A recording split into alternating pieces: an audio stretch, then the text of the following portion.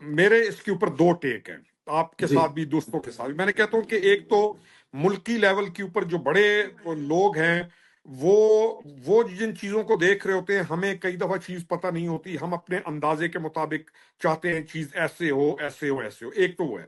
دوسرا جو نظر آیا، جو ایویڈنٹ ہے، وہ تو گمان ہے نا، اب میں گمان پہ نہیں جاؤں گا، جو نظر آیا وہ یہ ہے کہ ان لوگوں نے انٹینشنلی، یعنی جن کو سزا سنائی جانی تھی، ان لوگوں نے انٹینشنلی عدالت میں یہ نہیں پہنچے، اور ان کا ایک سٹائل ہے ایک نیا ڈرامہ کریٹ کرنے کا، اور اس ڈرامہ کو یہ پھر پھینکتے ہیں ڈاؤن میسز میں، نیچے بھی اور باہر بھی وغیرہ۔ آئی تھنک کہ جو میرے تک جو میں سمجھاؤں کہ جو جج صاحب ہیں وہ بڑے اپ رائٹ بھی ہیں اور سخت بھی ہیں، اور ہمارے جیسے ہم کہیں بھائی اوکھے مزاج کے آدمی ہیں، وہ ایسے نہیں ہیں کہ چیزیں۔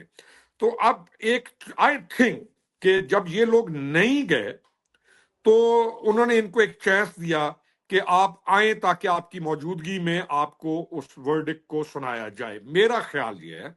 اور دوسرا یہ جو نہیں گئے، یہ چاہتے تھے کہ ان کے نہ ہوں، دیکھیں نا آپ نے ان کی سٹیٹمنٹس بڑی عجیب ہیں، سنا دیں نا جی، رکھا ہوا کیوں ہے جی، جب جی فیصلہ جی سنانے سنائے۔ تو انہوں نے، ان کا یہ تھا کہ ہم نہیں جائیں گے، وہ ورڈکٹ سنائیں گے تو ہم نے پھر ایک پینڈورا باکس کھولیں گے، لوگوں کو دیکھیں جی وہ غیر موجودگی میں یہ سنا دی، پوری دنیا میں پھر ملائن کریں گے پاکستان کو۔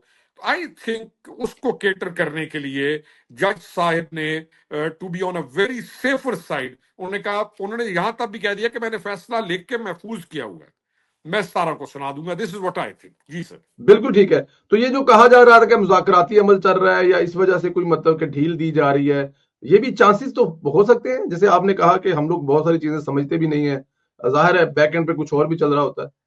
دیکھیں سر، لیکن مذاکرات دیکھیں ہم تو اس میں جو ایک چیز میں عرض کر دوں، اس میں ذرا میرے، کیونکہ اس میں جو ایک دن پہلے ملاقات کروائی گئی ہے اور وہ بھی اتوار کے دن، وہ معمول سے ہٹ کر ہے ذرا، تو یہ بھی تو ہو سکتا ہے کہ وہاں پہ خان صاحب کو کہہ دیا ہوگا آپ نے باہر آنا ہی نہیں ہے، ہماری ساری گل ہوگی، یہ تسی باہر نہیں آنا فیصلہ سننے واسطے۔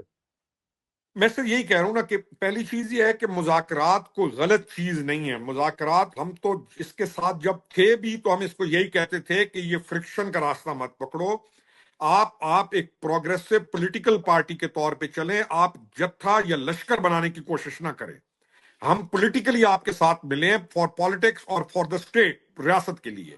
لیکن اس نے وہ راستہ اڈاپٹ کیا دوسرا، یہ اس نے جتھا بنایا، تو آج یہ مذاکرات کر رہا ہے، اس کی پارٹی بھی مذاکرات کر رہی ہے۔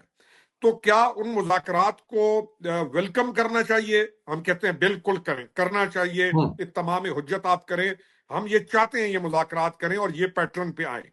اب ان مذاکرات کہاں تک وہ پہنچے ہیں آئی ڈونٹ نو، وہ مذاکرات گورنمنٹ کا چیزیں جو چل رہی ہیں چل تو رہی ہیں، اب ان مذاکرات کو اس سزا کے ساتھ جوڑنا کیا بنتا ہے؟ بہت سارے لوگوں کے ذہن میں آئے گا کہ ہاں بنتا ہے، ہو سکتا ہے مذاکرات کی وجہ سے ڈیلے کر دیا ہو، لیکن میرا نہیں خیال ایسی چیز ہے۔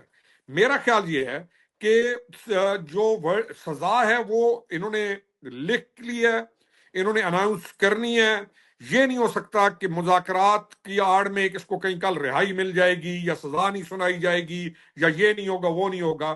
میرا خیال ہے کہ وہ جو وجہ ہے کہ یہ جب پہنچے نہیں ہیں، کہ ایک نیا پینڈورا باکس کے بجائے ان کو 17 تک ڈیل دی گئی ہے اور اس میں جا کر اس کو سزا سنائی جائے گی یا جو بھی ہے سزا ہے یا واٹ ایور، وہ تو جج صاحب کو معلوم ہے۔ لیکن مذاکرات اس کے لیے ایشو ہے، ہمارے لیے کوئی ایشو نہیں ہے، آپ کے لیے ہم تو کہہ رہے ہیں مذاکرات کرو ود دا گورنمنٹ۔ اس کے لیے ایک بہت بڑا ایشو ہے کیونکہ اس نے اپنے لوگوں کو اس گراؤنڈ پہ تیار کیا ہے کہ وہاں پر تو نو مذاکرات، کسی سے بات نہیں کرنی، گلے کاٹنے ہیں، مرنے ہیں، مارنے ہیں۔ اب یہ کیسے ڈائجسٹ کر رہے ہیں اپنے اس مذاکرات کی چیز کو؟ دس از ویری اسٹرینج فار ہم ایز ویل۔ ہم تو قائل ہیں کہ مذاکرات کریں، اب مذاکرات کیا اس کی سزا سے جڑے ہیں اللہ عالم، I don't have any clue of that کہ کیا اس کی وجہ سے یہ ڈیلے ہوا ہے۔ میں یہ سمجھتا ہوں کہ یہ جو ڈیلے کیا ہے جج صاحب نے، وہ ان کی غیر حاضری کی وجہ سے ہے، کہ یہ گمان ہے کہ وکیلوں نے جا کہا ہو کہ آپ نے نہیں جانا، تو اور پھر اس کی بنیاد پر ایک نیا بیانیہ، ایک نیا فساد یہ کھڑا کریں۔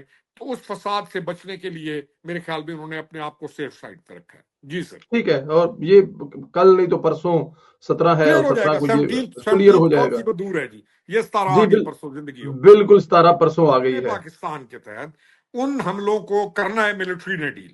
اب جب ملٹری ڈیل کرے گی یا ملٹری یا جو یہ ڈیل کریں گے، جب ادارے ڈیل کریں گے، تو انہوں نے انویسٹیگیشن اپنے لیول تک کر لی ہوگی. نوئنگ دا سسٹم، مجھے انہوں نے پتا ہے کہ انہوں نے اپنی انویسٹیگیشن کر لی ہوگی، اور ان کو یہ مکمل آئیڈیا ہوگا کہ کون آدمی کس حد تک اس کے اندر انوالو تھا، انسائٹ کرنے میں، پلاننگ میں، اور عملی طور پر حملہ کرنے میں. 3 چیزیں. ایک جس نے پلان کیا، ایک ہے کہ جو آگے جنہوں نے انسائٹ کیا، فیسیلیٹیٹ کیا، چاہے سوشل میڈیا پہ، چاہے سیکرٹ واٹس ایپ گروپس میں، چاہے پیسے دے کے، اور ایک ہے جنہوں نے فزیکلی بھی ساتھ دیا. تو نیچرلی اصولاً ان تمام کیسز کو ملٹری ہی کی طرف جانا ہے 9 مئی میں. اور 9 میں کوئی ان بیوقوفوں کا جنہوں نے حملے کیے صرف وہ تو نہیں ہے نا، اس کے پیچھے پورے ان کے ماسٹر مائنڈز موجود ہیں، ان کے نقشے موجود ہیں کہاں کہاں جانا ہے، اور وغیرہ وغیرہ.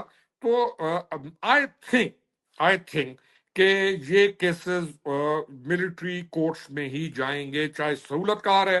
اور میں یہ کہتا ہوں کہ پاکستان ہمارے لیے ریاست اور ملک اہم ہے، اور جو ملک کو نقصان پہنچا رہا ہو اور پاکستان کو ڈیمیج کرنے کی کوشش کر رہا ہو، مے ہی بی اینی ون، چاہے ہمارا کوئی رشتہ دار ہے، چاہے ہمیں اچھا لگتا ہے. پولیٹیکل افیلیشن کیوں ہوتی ہے؟ پولیٹیکل پارٹیز ریاست کے لیے ہوتی ہے، پولیٹیکل افیلیشن آپ کے ملک کی بہتری کے لیے ہوتی ہے. تو ہر وہ چیز چاہے کوئی بھی ہو، اس کو نہیں چھوڑنا چاہیے، اور دے شوڈ بی ٹرائلڈ. وہ جو ملٹری کورٹس ہیں ان کے اندر ہی ٹرائل ہونا چاہیے، اور ان کو قرار واقع سزائیں دینی چاہیے. یہ چیپٹر کو اینڈ کریں، نہیں تو ورنہ ہر آنے والے سال میں نیا فساد آپ کے اوپر یہ گلے میں یہ لوگ ڈالیں گے. یعنی ہم we are fed up from this. ہمیں مضبوط ملک چاہیے جہاں پر یہ جرت کو نہ کرے. تو I think so and we hope so کہ یہ ملٹری ٹرائل میں ہی جائیں گے. جی سر. ملٹری ٹرائل میں جائیں گے. کل خیبر پختونخوا میں ایک بڑا اہم اجلاس ہوا ہے. ظاہر ہے افغانستان کے ساتھ جو ہماری حالت چل رہی ہے اس صوبے میں جو ہو رہا ہے، آرمی چیف صاحب بھی وہاں پر تھے اور متعلقہ سیاسی قیادت تھی. اس پر بھی کیا اس پہ کمنٹس ہیں آپ کے؟ کیا وہاں پہ ہوئی ہے؟ گنڈا پور صاحب بھی وہاں پر بیٹھے ہوئے تھے. اس پورے کو کیسے دیکھتے ہیں سر؟ سر مجھے آئی ڈونٹ نو، مجھے اس کی ڈیٹیلز کا تو نہیں پتا، لیکن جو اس وقت سچویشن ہے آپ کی افغانستان کے ساتھ، اور ڈیفینیٹلی یہی موضوع سب سے بڑا موضوع زیر بحث بھی آیا ہوگا، اور جو افغانستان میں بیس ٹیررسٹ گروپس ہیں جو کہ وہاں سے پاکستان کے اندر انفلٹریٹ کر کے لگاتار بڑے عرصے کے ساتھ سے یہ کام کرتے چلے آ رہے ہیں. تو آپ نے 1-1.5 مہینہ پہلے ان کو پراپر ایک میسج دیا کہ بس آئندہ کے بعد یہ چیز نہیں.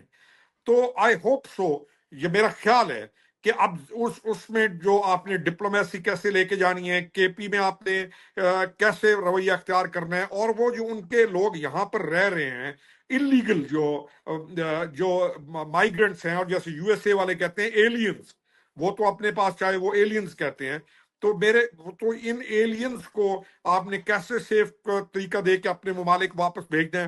تو I think that was a meeting for that. اور اچھی چیز ہے کہ گنڈا پور جو ہے وہ ایک اچھے مہذب، ایک بڑے ویل مینرڈ انسان کے طور پر، ایک اچھے اسٹیٹس مین کے طور پر، ایک بڑے وہ ہی اٹینڈڈ دیٹ میٹنگ. تو it is a good sign. We feel good کہ ایک وزیر اعلیٰ اپنے آپ کو وزیر اعلیٰ کے طور پر پیش کرے، نہ کہ کوئی ایک گینگسٹر کے طور پر باہر شاید. تو Gandapur is I think coming up well now. وہ کل کی meeting was a good meeting, بڑے اچھے طریقے کے ساتھ ہی واز اٹینڈنگ دیٹ میٹنگ. جی سر.